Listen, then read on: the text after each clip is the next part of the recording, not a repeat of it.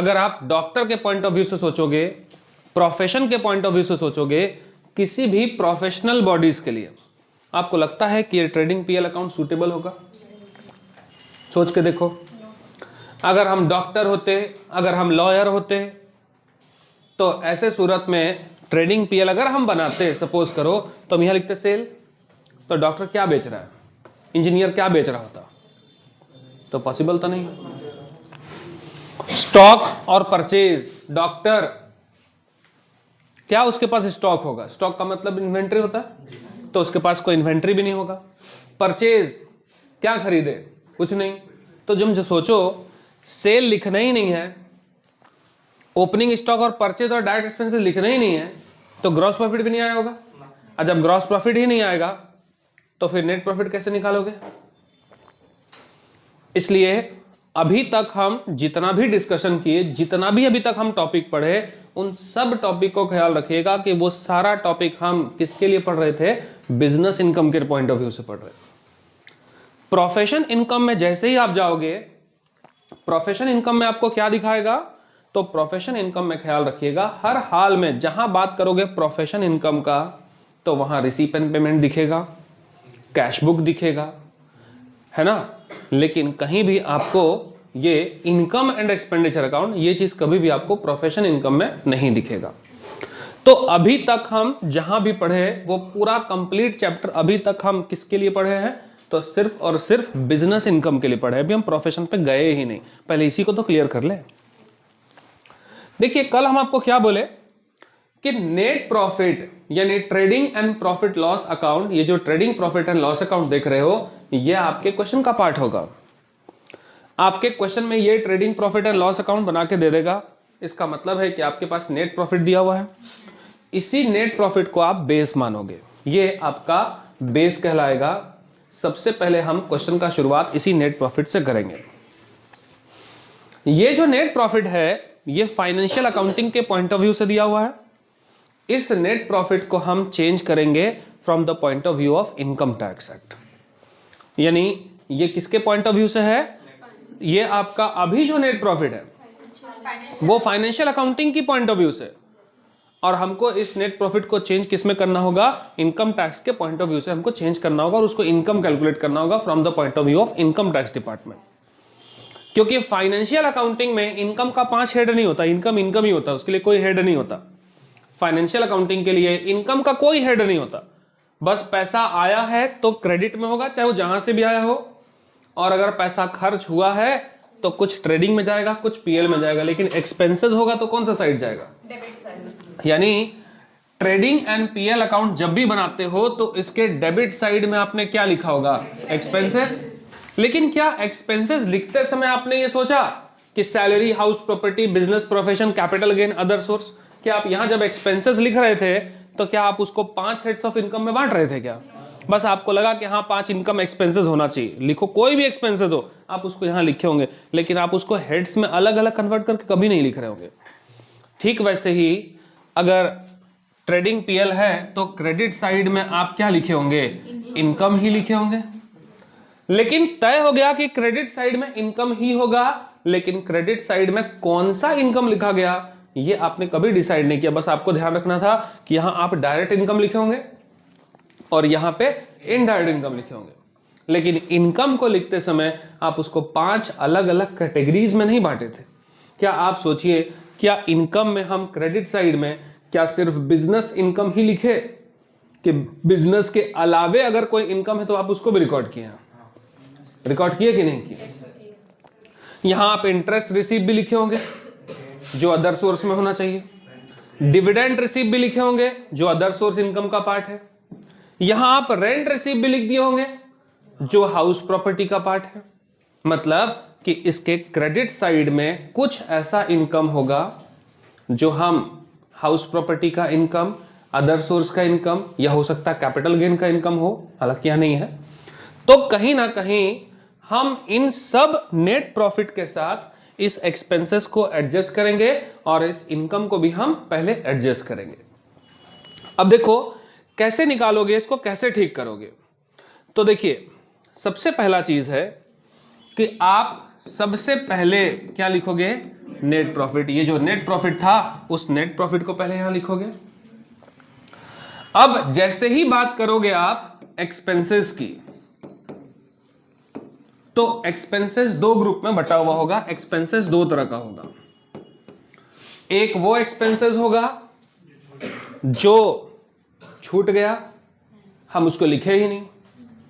तो ऐसा एक्सपेंसेस जो इनकम टैक्स के पॉइंट ऑफ व्यू से मेरे बिजनेस और प्रोफेशन का एक्सपेंसेस था, लेकिन हम उसको यहां कंसिडर नहीं किए, लेकिन एक्सपेंसेस तो है, इसका मतलब हमको उसको चार्ज करना पड़ेगा। तो ऐसा खर्च जो अलाउड है, यानी हम बोल सकते हैं expenses allowed but not charge, ऐसा एक्सपेंसेस हो सकता है। यानी नेट प्रॉफिट में एक्सपेंसेस दो तरह का, एक वो एक्सपेंसेस जो चार्ज होना था लेकिन हम चार्ज किए नहीं, भूल गए। अब हमको याद आया कि नहीं भाई, एक्सपेंसेस तो बिजनेस प्रोफेशन का है तो माइनस तो करना पड़ेगा। तो नेट प्रॉफिट में ऐसा एक्सपेंसेस जो अलाउड था लेकिन हम उसको चार्ज नहीं किए थे और गलती से नेट प्रॉफिट कह दिए, तो इस नेट प्रॉफिट में ऐसे एक्सपेंसेस को जो अलाउड तो था from the point of view of income tax, लेकिन हमने अगर चार्ज नहीं किया तो हम क्या करेंगे, चार्ज कर देंगे। कोई दिक्कत है? तो ऐसे एक्सपेंसेस को आप क्या करोगे, सबसे पहले लेस करोगे एक्सपेंसेस को। तो ये हो गया हम लोगों का एक्सपेंसेस का एक टाइप। दूसरा हम आपको क्या बोले कि कुछ ऐसे एक्सपेंसेस भी हो सकते हैं जो आपको यहां चार्ज कर दिए लेकिन एक्चुअल में उसको चार्ज नहीं करना था, वो किसी और अदर हेड का एक्सपेंसेस था। अब आप ही सोचिए कि अगर 100 रुपए का प्रॉफिट आया तो ये प्रॉफिट कब आया होगा, ये एक्सपेंसेस को माइनस करके। लेकिन इनमें से कुछ एक्सपेंसेस जो माइनस करना ही नहीं था और आप गलती से कर दिए, इसका मतलब कि ज्यादा माइनस हो गया होगा। तो जो आइटम माइनस करना नहीं था अगर आप उसको भी माइनस कर दिए तो माइनस करने के बाद नेट प्रॉफिट आपका घट चुका होगा। लेकिन अब पता चला कि नहीं, उस एक्सपेंसेस को माइनस तो करना ही नहीं करना था, तो नेट प्रॉफिट अब क्या होगा, बढ़ जाएगा। तो नेट प्रॉफिट को बढ़ाने के लिए अब आप क्या करोगे, यहां उस एक्सपेंसेस को ऐड कर दोगे। यानी एक्सपेंसेस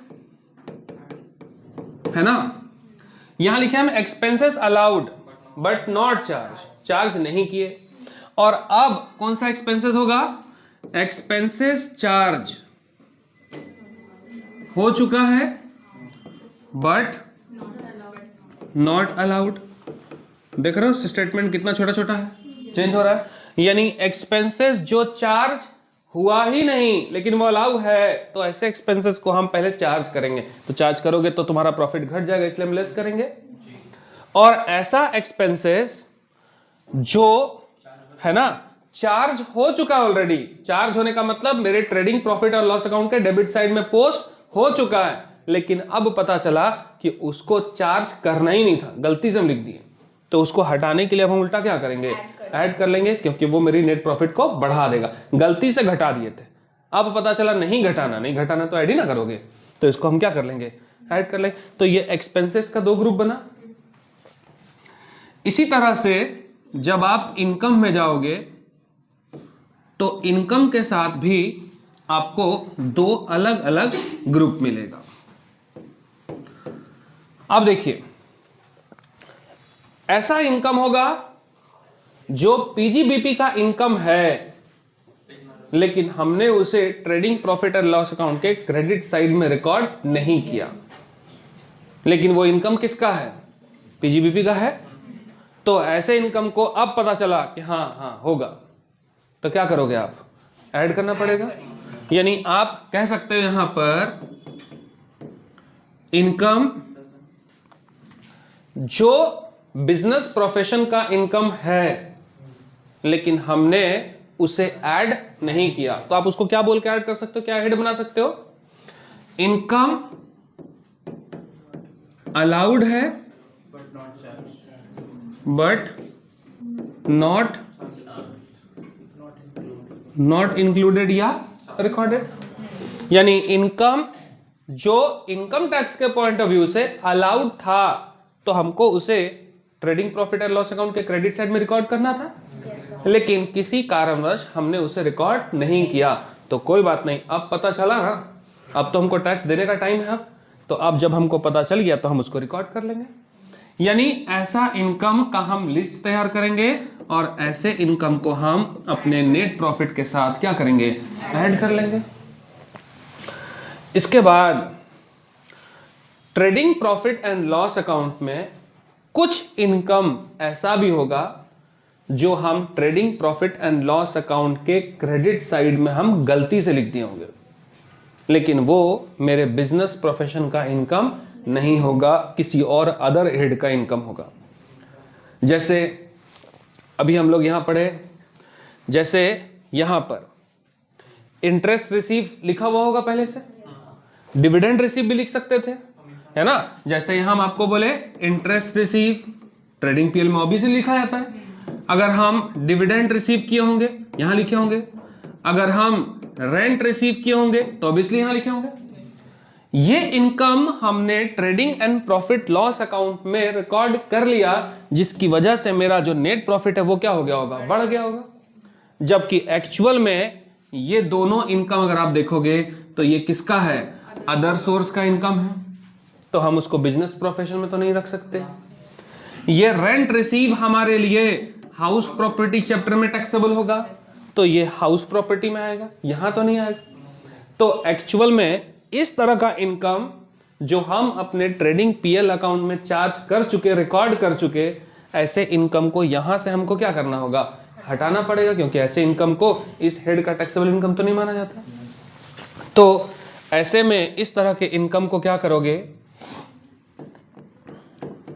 इनकम नॉट अलाउड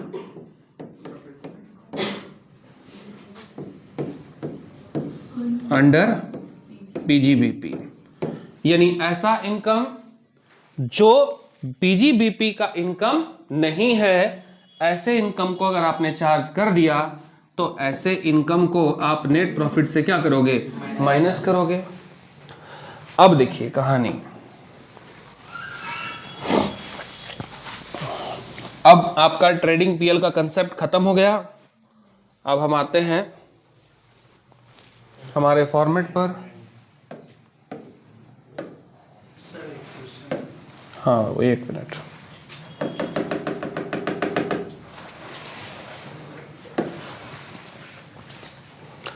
यह आपका फॉर्मेट हो गया।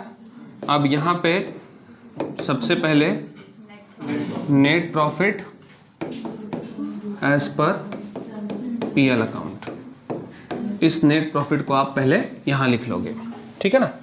अब इसमें से नेट प्रॉफिट यहां लिख लिए, इसमें से इसको माइनस कीजिए, ये वाला आइटम ऐड होगा, फिर इस इनकम को ऐड करेंगे, फिर इसको यहां से हम लेस करेंगे, और प्लस माइनस करने के बाद जो रिजल्ट आपका आएगा, है ना, आप इसी को कहोगे नेट इनकम फ्रॉम बिजनेस या पीजीबीपी, ठीक है ना। यानी यही इनकम आपका हो गया net income from PGBP. PGBP में सिर्फ कौन सा इनकम कहलाएगा, ये वाला बिजनेस इनकम कहलाएगा, बल्कि पूरा पीजीबीपी नहीं कहलाएगा, क्योंकि अभी हम तो प्रोफेशन नहीं ना पढ़े अभी तक, ठीक है। अब बता, मान लीजिए कि अब प्रॉब्लम यह है कि एक्सपेंसेस अलाउड कौन सा है जो हम चार्ज नहीं किए, तो इसके लिए अब हम नोट पढ़ेंगे 1। नोट 1 का मतलब कि नोट 1 में हम एक लिस्ट तैयार करेंगे, बहुत बड़ा सा भारी भरकम सा लिस्ट है कि आखिर कौन सा आइटम यानी कौन सा एक्सपेंसेस है जो अलाउड है लेकिन हमने चार्ज नहीं किया। आखिर लिस्ट याद रहेगा तब तो तुम करोगे ना, है ना।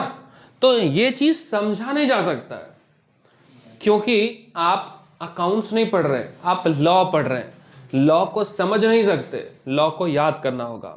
यानी इनकम टैक्स डिपार्टमेंट ने इनकम टैक्स एक्ट के थ्रू कौन से ऐसे एक्सपेंसेस हैं जिसको कहीं ना कहीं उन्होंने चार्ज नहीं किया। आखिर कौन कौन सा एक्सपेंसेस है जो अलाउ है, तो उन्होंने परमिशन कौन सा देके रखा है, तो तुमको याद ना करना पड़ेगा। अब इसमें तुम सोचोगे नहीं हमको समझा दीजिए, तो लॉ कोई कैसे समझा सकता है, तो याद करना पड़ेगा।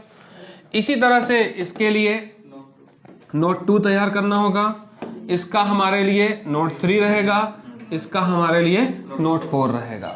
तो ये लिस्ट हम अलग अलग करेंगे।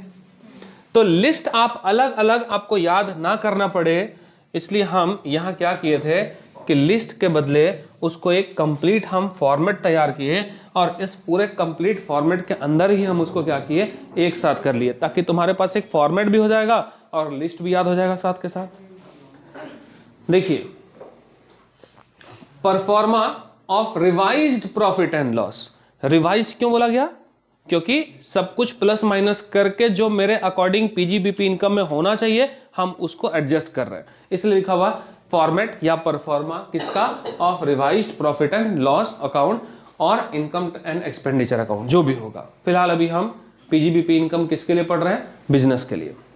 क्या बोला, net profit as per profit and loss account, ये नेट प्रॉफिट लिखोगे आप यहां पे। इसके बाद देखिए क्या लिखे, expenses disallowed but debited to PNL account, यानी आप इसको क्या बोल सकते हो, एक्सपेंसेस डिसअलाउड मतलब not allowed, expenses not allowed, लेकिन कौन सा, जिसे हमने अपने ट्रेडिंग एंड पीएल अकाउंट में डेबिट कर दिया है भाई, तो उसको तो नहीं करना था हमको, यानी गलती से एक्सपेंसेस हम घटा दिए जो हमको घटाना नहीं घटाना था, अब पता चला तो उसको जोड़ देंगे हम। तो ये वो आइटम है जिसको हमको नहीं माइनस करना था, अब पता चला, तो लिस्ट याद करेंगे हम पहले कि कौन कौन सा लिस्ट है, तो ये हम आपको सेंड करेंगे, वहां से बैठ करके पहले ले लोगे। इसी तरह से देखिए यहां पे ऐड है income which are taxable under this head, यानी बिजनेस प्रोफेशन इनकम में वो टैक्सेबल है, लेकिन हम वहां उसको क्रेडिट नहीं किए, क्योंकि इनकम को कहां लिखते हो, पीएल अकाउंट का क्रेडिट ही तो लिखोगे ना, डेबिट तो हो नहीं सकता। तो ये चीज है, इसका लिस्ट तैयार नहीं किए। क्यों इसका लिस्ट नहीं हुआ, क्योंकि कोई भी इनकम जो पीजीबीपी का इनकम है वो आपके क्वेश्चन के एडिशनल इंफॉर्मेशन में रहेगा कि ये इनकम हम ऐड करना भूल गए, इसका स्पेशल कोई लिस्ट नहीं होता ऐसा, क्योंकि ये trading profit and loss account में एडजस्ट नहीं होता है, इसलिए हम इसको यहां पे नहीं लिखे। इसके बाद बोला income not taxable under the head but credited to PNL account, यानी इनकम जो बिजनेस प्रोफेशन का इनकम नहीं है लेकिन हम पीएनएल अकाउंट में लिख दिए तो गलती से लिख दिए, तब उसको हटा देना होगा, ठीक है, तो उसको यहां से माइनस कर लीजिएगा, तो ये वो इनकम है। और इसी तरह से देखोगे एक्सपेंसेस या लॉस जो अलाउड तो है लेकिन उसको पीएनएल अकाउंट में हम यहाँ पे डेबिट नहीं किए, तो इस तरह से हम कुछ आइटम है जो उसको यहाँ लिखेंगे। यहाँ ध्यान रखिएगा जो डेप्रिसिएशन का रेट आप लिख रहे हो, तो ये डेप्रिसिएशन का जो रेट आप देख रहे हैं उस प्रॉपर्टी पर, उस खास तरह की प्रॉपर्टी पर डेप्रिसिएशन का रेट जो होता है वो स्पेसिफाइड होता है। क्लास 11 में जब आप डेप्रिसिएशन चैप्टर पढ़ते थे, बाकी नीचे के सेमेस्टर्स में भी जब आप डेप्रिसिएशन चैप्टर पढ़ते थे, तो आप देखते होंगे पहला क्वेश्चन बोला मशीन खरीदे, डेप्रिसिएशन लगाना है 10%। अगली ही क्वेश्चन में मशीन ही खरीदे लेकिन डेप्रिसिएशन का रेट इंक्रीज या डिक्रीज कर जाएगा। लेकिन वो जो डेप्रिसिएशन आप पढ़ते थे वो जस्ट आपको एक प्रैक्टिस कराता था, क्योंकि क्वेश्चन में अगर रेट चेंज नहीं करेगा तो आप प्रैक्टिस कैसे करोगे। लेकिन ध्यान रखिएगा कि रेट ऑफ डेप्रिसिएशन मेरी मर्जी, मेरी इच्छा नहीं है कि हमको जितना मर्जी लगा दो। मेरा मशीन है, देखिए इस साल बहुत ज्यादा प्रॉफिट हो रहा है, काम करो डेप्रिसिएशन बढ़ा के लगा दो ताकि प्रॉफिट कम हो जाएगा, टैक्स मेरा बच जाएगा, तो फिर तो टैक्स के ऊपर तुम्हारा कंट्रोल हो जाएगा। जिस साल लॉस लगा डेप्रिसिएशन मत लगाओ, क्योंकि लॉस में तो ऐसे भी टैक्स नहीं देना, तो डेप्रिसिएशन को लगाएंगे, तो ऐसे में तो टैक्स के ऊपर आपका कंट्रोल हो जाएगा, आपकी मर्जी हो टैक्स देना होगा नहीं, पूरा कंट्रोल हो जाएगा आपका फिर तब। इसलिए डेप्रिसिएशन कौन सी प्रॉपर्टी पर कितना लगाना है ये इनकम टैक्स एक्ट में ऑलरेडी स्पेसिफाइड है, इसलिए आपको ध्यान रखना है कि यहाँ जो रेट ऑफ डेप्रिसिएशन देख रहे हो, यहाँ डेप्रिसिएशन के साथ साथ उसका रेट भी आपको याद रखना पड़ेगा। और किस प्रॉपर्टी पर कितना डेप्रिसिएशन लगना है, अगर आपको उसका ज्यादा नॉलेज चाहिए तो आपके बुक में एक चैप्टर भी है डेप्रिसिएशन चैप्टर, तो आप वहां से ज्यादा जानकारी के लिए कि नहीं भाई हमको सब कुछ जानना है, कि कौन कौन सी प्रॉपर्टी पे कितना डेप्रिसिएशन लगता है, तो आप क्या करोगे, डेप्रिसिएशन चैप्टर निकाल लेना, वहाँ रेट ऑफ डेप्रिसिएशन हर तरह की प्रॉपर्टी का दिया हुआ, वहाँ से नोट कर लीजिएगा। इसके बाद देखो हम प्लस माइनस कर लिए, तो जो रिजल्ट आया वही हमारे लिए क्या कहलाएगा, पीजीबीपी इनकम कहलाएगा, और उसी पीजीबीपी इनकम पर हमको क्या करना है, टैक्स पे करना है। अच्छा, एक इंपॉर्टेंट नोट यहाँ और भी है, बहुत ज़्यादा इंपॉर्टेंट नोट आपको दिख रहा होगा, देख रहे हो यहाँ पे कुछ नोट, ये काफ़ी इंपॉर्टेंट नोट है। क्या बोल रहा है, इन केस ऑफ लॉस, ये जो पूरा कंप्लीट फॉर्मेट पढ़े हम, वो किसकी केस में था, वो प्रॉफिट के केस में था। कहता आपसे in case of loss it में भी, अगर फर्म को लॉस हो जाए तो कह रहा है the reverse will be done, तो हम हर चीज क्या करेंगे, रिवर्स करेंगे। क्यों करोगे रिवर्स, क्योंकि ऑलरेडी आपका नेट प्रॉफिट की जगह क्या है, लॉस है, मतलब ऑलरेडी नेट प्रॉफिट की जगह माइनस फिगर है। अब माइनस, अगर आपका नेट प्रॉफिट की जगह नेट लॉस है, मतलब ऑलरेडी ये माइनस फिगर में, अगर आप इसके साथ इसको माइनस करोगे तो माइनस से माइनस क्या होने लगेगा, प्लस, उल्टा होने लगेगा। अगर इसको प्लस करोगे तो प्लस से माइनस क्या हो जाएगा, माइनस हो जाएगा। इसलिए आपको बोला गया कि इट मे बी, अगर लॉस का केस है तो सारा आइटम जो आप देख रहे थे वो रिवर्स हो जाएगा, उल्टा हो जाएगा, है ना। तो जो कहता आपसे कि जिस आइटम को ऐड करना था वो डिडक्ट हो जाएगा, और जो आइटम डिडक्ट करना था वो क्या होगा, ऐड हो जाएगा। तो इस चीज को ध्यान रखिएगा कि क्वेश्चन में आपका प्रॉफिट दिया है या लॉस दिया है।